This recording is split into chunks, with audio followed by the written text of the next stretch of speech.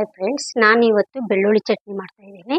ನೋಡಿ, ಅದಕ್ಕೆ ನಾನು ಮುಖ್ಯವಾಗಿ ಬೆಳ್ಳುಳ್ಳಿನ ತೆಗೆದುಕೊಂಡಿದ್ದೇನೆ. ಒಂದು ಬಟ್ಲಷ್ಟು ಬೆಳ್ಳುಳ್ಳಿ ಎಷ್ಟು ಜಾಸ್ತಿ ತಗೋತೀವಲ್ಲ ಅಷ್ಟು ಚೆನ್ನಾಗಿರುತ್ತೆ ಈ ಚಟ್ನಿ.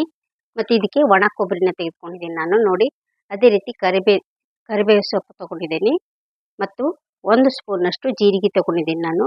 ಇಲ್ಲಿ ಖಾರಕ್ಕೆ ನಾನು ಒಣ ಮೆಣಸು ತೆಗೆದುಕೊಂಡಿದ್ದೀನಿ. ಇದನ್ನೆಲ್ಲ ನಾನು ಡ್ರೈ ರೋಸ್ಟ್ ಮಾಡ್ಕೋತೀನಿ. ಸ್ವಲ್ಪ ಡ್ರೈ ಆಗಿ ನಾವು ಇದನ್ನು ಬಿಸಿ ಮಾಡ್ಕೋಬೇಕು. ಇದನ್ನು ಹೇಗೆ ಮಾಡೋದು ಅಂತ ನೋಡ್ಕೊಂಡು ಬರೋಣ ಬನ್ನಿ.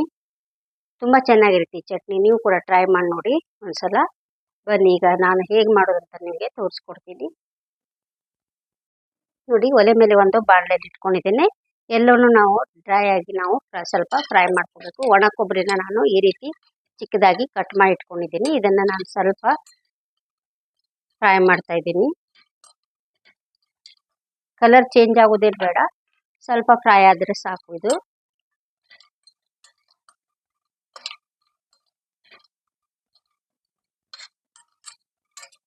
ನೋಡಿ, ಇದಾಗ್ತಾ ಇದೆ. ಇವಾಗ ನಾನು ಇದನ್ನ ತೆಗೆದುಕೊಂಡ್ಬಿಡ್ತೀನಿ. ಇವಾಗ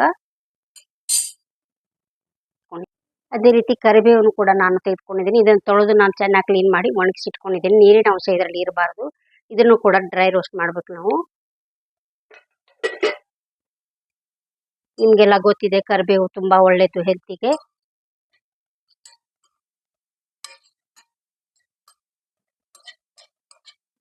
ಇದರಲ್ಲಿ ಯಾವುದೇ ಒಂದು ರೀತಿಯ ನೀರಿನ ಅಂಶ ಇರಬಾರ್ದು. ಎಣ್ಣೆ ಹಾಕದೆ ನಾವು ಇದನ್ನ ಫ್ರೈ ಮಾಡ್ಕೋಬೇಕು ಸ್ವಲ್ಪ. ನೋಡಿ, ಆಗಿದೆ. ಇವಾಗ ಇದನ್ನು ಕೂಡ ನಾನು ತೆಗೆದಿಟ್ಕೋತೀನಿ.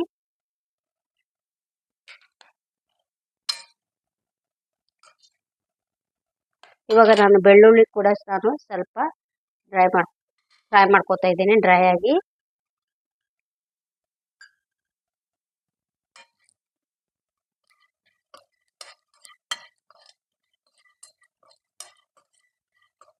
ಅಂದ್ರೆ ನೀರಿನ ಅಂಶ ಏನು ಇರಬಾರ್ದು. ಅಂದ್ರೆ ನಾವು ಎಷ್ಟು ದಿವಸ ಇಟ್ಟರು ಈ ಚಟ್ನಿ ಚೆನ್ನಾಗಿರುತ್ತೆ. ಈ ಚಟ್ನಿ ಎಲ್ಲರಿಗೂ ತುಂಬಾ ಒಳ್ಳೆ, ಬಾಣಂತಿಯರಿಗಂತೂ ಇದು ಹೇಳಿ ಮಾಡಿಸಿದಂತ ಒಂದು ಚಟ್ನಿ. ಎಲ್ಲರೂ ಕೂಡ ಇದನ್ನ ತಿನ್ಬೋದು. ತುಂಬಾ ಟೇಸ್ಟ್ ಆಗಿರುತ್ತೆ. ನೀವು ಕೂಡ ಟ್ರೈ ಮಾಡಿ ನೋಡಿ. ಇದು ರೊಟ್ಟಿ ಕೂಡ, ಚಪಾತಿ ಕೂಡ, ದೋಸೆ ಕೂಡ ಎಲ್ಲ ಚೆನ್ನಾಗಿರುತ್ತೆ ಇದು. ನೋಡಿ, ಸಾಕಿದಿಷ್ಟು. ಇದನ್ನು ಕೂಡ ನಾನು ತೆಗೆದುಕೊಳ್ತೀನಿ. ಈಗ ಒಣ ಮೆಣಸನ್ನು ಕೂಡ ನಾನು ಹಾಕ್ತಾ ಇದ್ದೀನಿ. ಇದನ್ನು ಕೂಡ ನಾನು ಸ್ವಲ್ಪ ಫ್ರೈ ಮಾಡ್ಕೋತೀನಿ.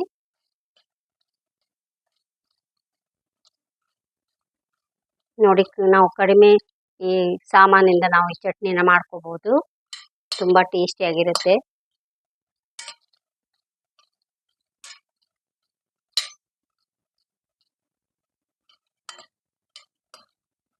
ನೋಡಿ, ಸ್ವಲ್ಪ ಫ್ರೈ ಆದರೆ ಸಾಕಿದು, ಆಗಿದೆ. ಇದನ್ನೆಲ್ಲ ನಾನು ಸ್ವಲ್ಪ ತಂಪಾದ್ಮೇಲೆ ಇದನ್ನ ಮಿಕ್ಸಿಗೆ ಹಾಕಿ ಪೌಡರ್ ಮಾಡ್ಕೋತೀನಿ. ನೋಡಿ, ಇವಾಗ ತಂಪಾಗಿದೆ. ಇದನ್ನೆಲ್ಲ ನಾನು ಒಂದು ಜಾರಿಗೆ ಹಾಕೋತಾ ಇದ್ದೀನಿ.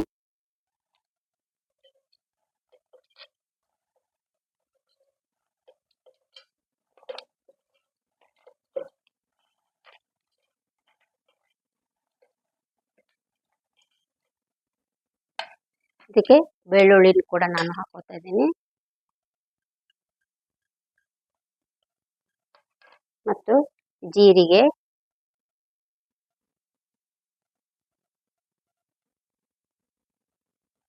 ಸ್ವಲ್ಪ 2 ಸಣ್ಣ ತುಂಡು ಬೆಲ್ಲನ ಹಾಕೋತಾ ಇದ್ದೀನಿ. ರುಚಿಗೆ ತಕ್ಕಷ್ಟು ಉಪ್ಪನ್ನು ಹಾಕ್ತಾ ಇದ್ದೀನಿ. ಇದೆಲ್ಲವನ್ನು ಸೇರಿಸಿ ನಾನು ಇವಾಗ ಪೌಡರ್ ಮಾಡ್ಕೊಂಡ್ ಬರ್ತೀನಿ. ನೋಡಿ, ಚಟ್ನಿ ರೆಡಿ ಆಗಿದೆ. ಇವಾಗ ಇದನ್ನು ಸರ್ವ್ ಮಾಡಿ ನಾನು ನಿಮಗೆ ತೋರಿಸ್ತೀನಿ. ಹೀಗೆ ನೋಡಿ. ಹಾಯ್ ಫ್ರೆಂಡ್ಸ್, ಚಟ್ನಿ ರೆಡಿ ಆಗಿದೆ. ನೋಡಿ, ಇದಕ್ಕೆ ಬೆಳ್ಳುಳ್ಳಿ ಚಟ್ನಿ ರೆಡಿ ಆಗಿದೆ. ಇದಕ್ಕೆ ಕರಿಬೇವಿನ ಚಟ್ನಿನೂ ಅಂತಾರೆ. ಇದಕ್ಕೆ 2 ಹೆಸರು, ಬೆಳ್ಳುಳ್ಳಿ ಚಟ್ನಿ ಮತ್ತು ಕರಿಬೇವು ಚಟ್ನಿ. 2 ಇವು ಹೆಲ್ತಿಗೆ ನಮ್ಗೆ ತುಂಬ ಒಳ್ಳೆಯದು. ಇದರಿಂದ ತುಂಬ ಬೆನಿಫಿಟ್ಸ್ ಇದೆ ನಮಗೆ. ನೋಡಿ, ಎಷ್ಟು ಚೆನ್ನಾಗಿ ಬಂದಿದೆ. ನೀವು ಕೂಡ ಟ್ರೈ ಮಾಡಿ. ಇದನ್ನು ನಾವು ಏರ್ ಕಂಟೈನರು ಬಾಟ್ಲಲ್ಲಿ, ಕಾಜಿನ ಬಾಟ್ಲಲ್ಲಿ ಹಾಕಿಟ್ರೆ ಇದು ತುಂಬ ದಿನದ ತನಕ ನಾವು ಯೂಸ್ ಮಾಡ್ಕೋಬಹುದು. ಹೆಲ್ತಿಗೂ ಕೂಡ ತುಂಬ ಒಳ್ಳೆಯದು. ನೀವು ಕೂಡ ಟ್ರೈ ಮಾಡಿರಿ, ತುಂಬ ಚೆನ್ನಾಗಿರುತ್ತೆ. ನಾ ಮೊದಲೇ ಹೇಳಿದಂಗೆ ಬಾಣಂತಿಯರಿಗಂತೂ ಇದು ಹೇಳಿ ಮಾಡಿಸಿದಂಥ ಒಂದು ಚಟ್ನಿ. ಎಲ್ಲರಿಗೂ ಒಳ್ಳೆಯದು. ಎಲ್ಲರೂ ಇದನ್ನು ಸೇವಿಸಬಹುದು. ಎಲ್ಲರ ಜೊತೆ, ಅನ್ನದ ಜೊತೆನೂ ಕೂಡ ಇದು ಚೆನ್ನಾಗಿರುತ್ತೆ. ಅನ್ನದ ಏನೂ ಇಲ್ಲದಾಗ ಅನ್ನದ ಜೊತೆ ತುಪ್ಪ ಹಾಕ್ಕೊಂಡು ನಾವು ಕಲಿಸ್ಕೊಂಡು ತಿಂದರೆ ಇದು ತುಂಬ ಚೆನ್ನಾಗಿರುತ್ತೆ. ಇದನ್ನು ನೀವು ಮಾಡಿ ನೋಡಿ, ಟೇಸ್ಟ್ ನಿಮಗೆ ಇಷ್ಟ ಆಗುತ್ತೆ. ನಾನು ಮಾಡಿದ ರೀತಿಯಲ್ಲಿ ನೀವು ಮಾಡಿ ನೋಡಿ, ನಿಮಗೆಲ್ಲರಿಗೂ ಇದು ಲೈಕ್ ಆಗ್ಬೋದು. ನಿಮ್ಮ ಫ್ರೆಂಡ್ಸ್ ರಿಲೇಷನ್ ಎಲ್ಲರಿಗೂ ಇದನ್ನು ಶೇರ್ ಮಾಡಿ. ನೋಡಿ, ನನ್ನ ವಿಡಿಯೋ ನಿಮಗೆ ಇಷ್ಟ ಆದರೆ ಲೈಕ್ ಮಾಡಿ, ಶೇರ್ ಮಾಡಿ, ಸಬ್ಸ್ಕ್ರೈಬ್ ಆಗಿ. Thank you.